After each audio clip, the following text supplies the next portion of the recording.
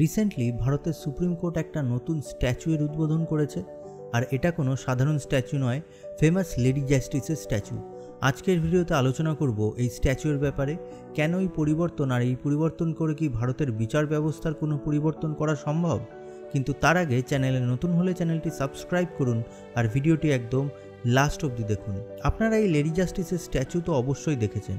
মনে করা হয় এই মূর্তির আবির্ভাব হয় রোমান মাইথোলজির বিচারের দেবী জাস্টিসিয়ার মূর্তি থেকে, যেখানে এই লেডি জাস্টিসের হাতে থাকে দাড়িপাল্লা, একটা তলোয়ার আর তার চোখ থাকে বাঁধা।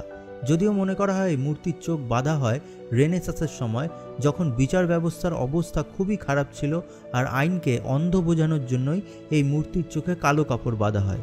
কিন্তু 17 থেকে 18 শতাব্দীর মধ্যে ইউরোপে এই কালো কাপড়ের এগেনস্টে একটা যুক্তি তৈরি করা হয়।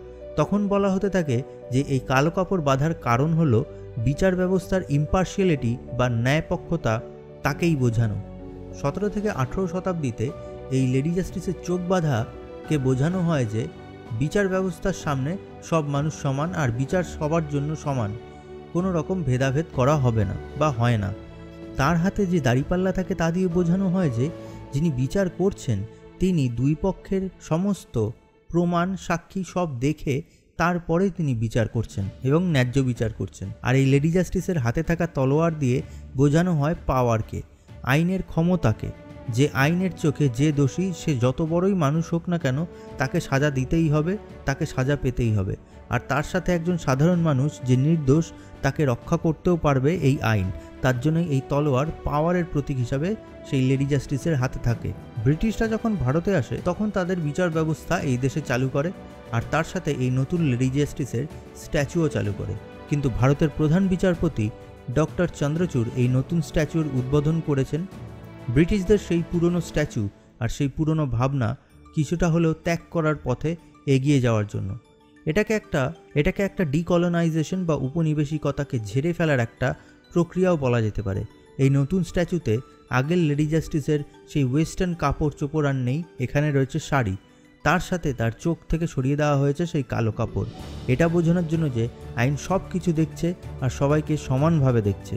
আর তার হাতের তলোয়ারের জায়গায় ভারতীয় সংবিধানকে রাখা হয়েছে, এটা বোঝানোর জন্য যে এই দেশের বিচার ব্যবস্থায় সংবিধান শেষ কথা বলবে আর সংবিধানের ক্ষমতা সর্বোচ্চ। কিন্তু এই আইনের ক্ষমতাকে সর্বোচ্চ বানাতে গেলে বা সাংবিধানিক অধিকারকে সব দিক থেকে যাতে সব মানুষ পেতে পারে, তার জন্য আগে বিচার ব্যবস্থাকে আরও শক্ত বানাতে হবে, যার জন্য চাই অনেক জাজ। আমাদের দেশে প্রায় 4.5 কোটি কেস পেন্ডিং রয়েছে দেশের লোয়ার কোর্টগুলোর কাছে। সেখানে পর্যাপ্ত পরিমাণ জাজ নেই এই পেন্ডিং কেসগুলো শোনার জন্য। যেখানে 4.5 কোটি কেস পেন্ডিং থাকে, বুঝতে হবে কত কোটি মানুষ ন্যায় বিচার থেকে সেখানে বঞ্চিত। আর এই সমস্যা সমাধানের কেন্দ্র আর রাজ্য সরকার আর সুপ্রিম কোর্ট সবাইকেই একসাথে কাজ করতে হবে, তবে গিয়ে এই নতুন লেডি জাস্টিসের মূর্তিটি জাস্টিফাই হবে। ভিডিওটি ভালো লাগলে ভিডিওটি শেয়ার করে দেবেন। ধন্যবাদ।